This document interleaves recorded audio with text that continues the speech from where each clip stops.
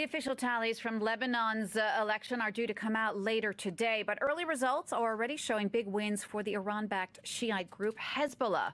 The vote Sunday was Lebanon's first parliamentary election in nearly a decade, but less than half of all eligible voters actually went to the polls. France 24's Molana-Allen is covering the election for us from Beirut, and she joins us now from the Interior Ministry's office, where those results will be released later today. Leila, what do we know so far, and how will all of this play out in the new Lebanese parliament? Yes, so no official results yet, but we have been hearing results overnight, and it's looking mostly as it was expected for the main political parties. The big surprise here, we've had two independent female candidates in Beirut win, which we didn't see coming. However, as I said, for the main traditional political parties, it looks like the Hezbollah alliance, led by Hezbollah and the other Shia party, Amal, has dominated. It looks like their overall alliance will have more than half the seats in parliament, giving them a majority, and quite a few seats taken away from Prime Minister Saad Hariri. Now, I need to explain how the parliament works for this to make sense. When we talk about a majority, that doesn't mean any of these one parties is going to have a majority.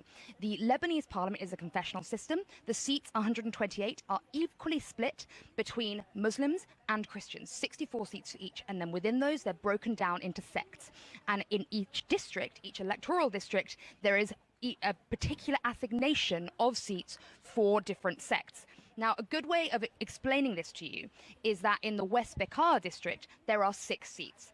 And between them, they're all between different sects, and there are 2 Sunni seats there, a Druze seat, a Maronite Christian seat, an Orthodox seat, and a Shiite seat. Now, as I said, main battle here between the Hezbollah alliance and Hariri's alliance, which is a Sunni alliance, and there, the 6 seats, 3 have gone to each side. 1 of each Sunni seat, 1 has gone to Hariri, and 1 has gone to Hezbollah, and then the other 2 divided equally. So even though they're all from different parties, the alliances have split down the middle. And what that means is, as this distributes across the country, that is how it will play out in Parliament, because those alliances then form voting blocks. So the problem here is that you've got different parties allying in different ways to get a parliamentary voting majority. So overall, we're seeing that Hezbollah is going to get that parliamentary voting majority. And the one other issue here is with the Christians. Now, the presidency is not up for grabs right now, but it will be in 4 years. The way the constitution works here is that the president needs to be Christian, the prime minister needs to be Sunni, and then the speaker of parliament needs to be Shia. So it looks like even though he's lost seats, Prime Minister Saad Hariri will hang on to the presidency because he's still the biggest Sunni candidate, and the prime minister has to be a Sunni. And then the presidency, which will be elected again in 4 years, Michel Aoun, the current president, his party has lost seats. So it may be that there's a different Christian party which is vying to have the next presidency in 4 years. We'll see how that plays out then. That's the domestic political situation here. But Leila, now you did say that it does look like at this point from these early results that Hezbollah could still have this big win, this parliamentary majority. What effect might that have internationally on the geopolitical level? Huge geopolitical implications. That's really what's happening, is that a proxy war is playing out here, proxy political war is playing out here in Lebanon.